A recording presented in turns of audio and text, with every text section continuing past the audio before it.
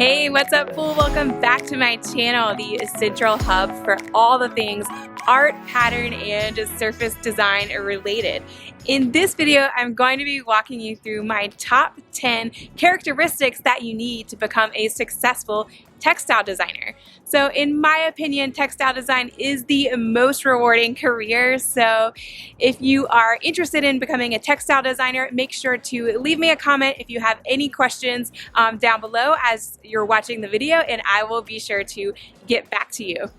Also, make sure to watch the whole video because I do have a little surprise for you guys at the end. All right, let's jump in. So I am going to be going over just some notes on my phone here, but I will also share all of these slides with you throughout the video. Okay, so which characteristics does someone actually need to become a textile designer? Well, number one is you have to be creative. That might kind of seem like a no-brainer, but textile design is one of the most creative fields. If you compare it to something like graphic design, a lot of times graphic designers are simply following brand guidelines. So the colors are already specified, the fonts are already specified, so a lot of the parameters can be kind of constrictive. So in graphic design, it's actually sometimes not as creative as you might think. Now it can be, but not always. But in textile design, you're coming up with the pattern, the color palette, you're coming up with the product development, the weave, the construction, so many different things that go into creating a textile design, which is why I think you have to be a creative person, like a super creative person, to be a good textile designer. So the second characteristic that you really need to become a good textile designer is you need to be kind of flexible, especially if you're working with a handmade company or a handmade product, such as I used to work on handmade rugs, and a lot of things just don't stick to the right schedule. Kind of the timeline can go off sometimes, and a lot of times your samples are going to come back maybe not quite the way you had sampled them. So you have to be a little bit flexible and work with the factory and really just like follow up with them and make sure that your samples are coming in the right way. However, sometimes there can also be happy accidents when you are a textile designer. So sometimes you just have to roll with it and say, okay, like that's not what I intended my sample to look like, but I actually like that a little bit better. So kind of having that humility is good. And so yeah, flexibility is a big one when you are working as a textile designer. The third characteristic to being a really amazing textile designer is to be a little bit adventurous. Sometimes if you're working for a company, they're going to send you overseas to the factory, which could be in a country like India or China.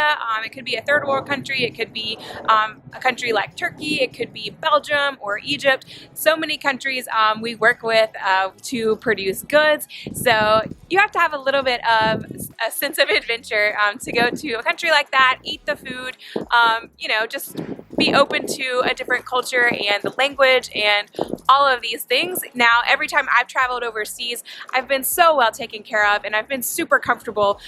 But there are some things like the driving in India is a little bit crazy. So there are a few things like that where you have to have just a little bit of a sense of adventure to really enjoy your job.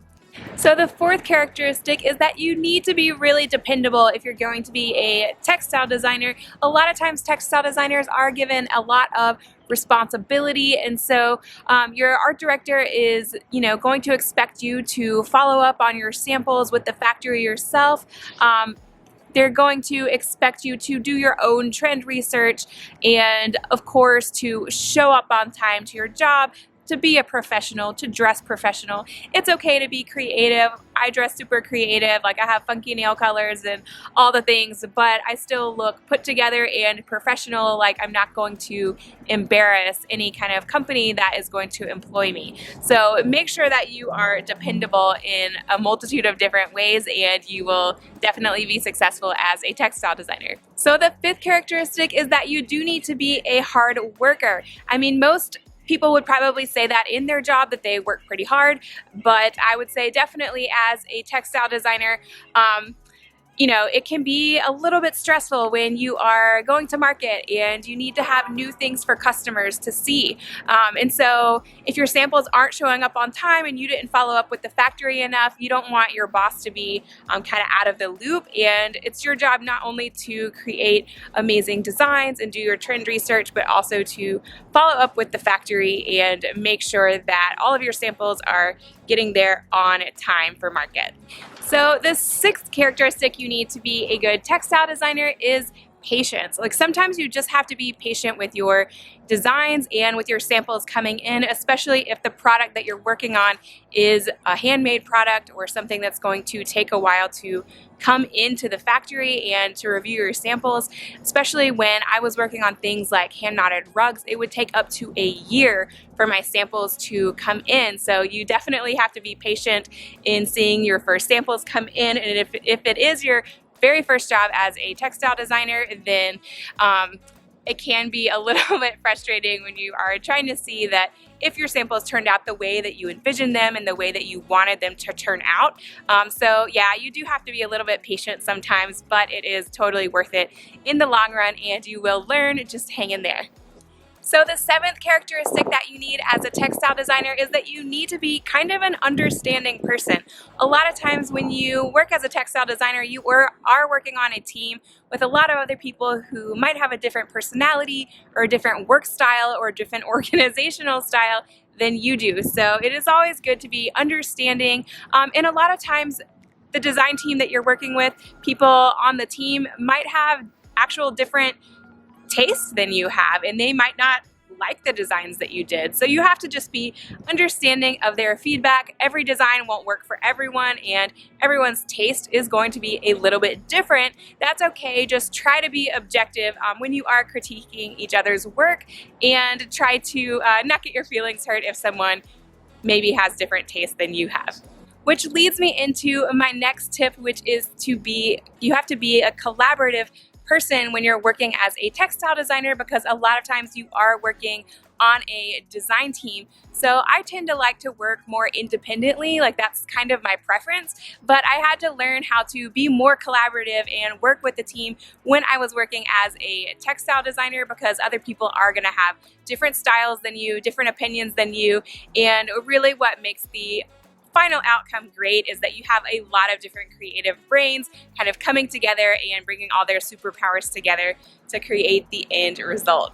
So the ninth tip is that you really have to be a good researcher to be a good textile designer. This is something that I try to talk about a lot, is that you have to be really good at doing your trend and color research. And that means not only just looking on Pinterest every once in a while, but also understanding what your competitors are doing, researching all of their new products, their bestsellers, their newness, and as well as researching the broader market. You need to also do your research at trade shows and throughout Atlanta market, High Point market, New York market. There's so many different markets and trade shows, as well as Heimtex in Germany. All in all, it's really hard to come up with good designs and good project ideas if you haven't done a lot of really good research and have a lot of really kind of good ideas to begin with. And also you need to be able to understand what's going to be relevant in the market right now. So you might have a beautiful design, but if it's not going to sell this season, then it's kind of pointless. So my 10th tip is that you also kind of need to be a little bit independent. Now, I know I talked about working collaboratively and working on a team, which a lot of the times is the case. However, sometimes you're going to have to do projects by yourself, and you are going to be the lead on a project. And so you can't always rely on design team members. Sometimes you're going to be the designer that is solely responsible for getting a project done, which is why it's really good to be able to also work independently as well as on a team. So guys, if you are new to my channel, first of all, welcome. I'm Lauren Leslie, and I worked as a textile designer for 7 years. I'm so glad you're here. If you are serious about becoming a textile designer, then I do have a free workshop down in the description for you guys, as well as my masterclass Textile Star. It's really impossible to teach you guys everything you need to know about becoming a textile designer in a short YouTube video. Really, you need to learn for about 3 months, which is why I created my course, Textile Star. Check it out in the description if you are at all interested. If you want to hang out online further, then make sure to join me in the Design Tribe Facebook group. You will need to submit your email and answer all 3 questions to be able to join. It is a free community, and it's just an awesome place to connect with other designers, especially textile designers and illustrators. And if you're hanging out on Instagram, I'm on Instagram at Lauren Leslie Studio. Follow me there. I'd love to connect with you and chat in the DMs, and you can also watch my stories. And as promised, guys, I do have a little freebie for you down in the description, so be sure to swipe that. All right, guys, I love you, and I will see you in the next video. Make sure to subscribe and click the bell. Love you guys. Bye.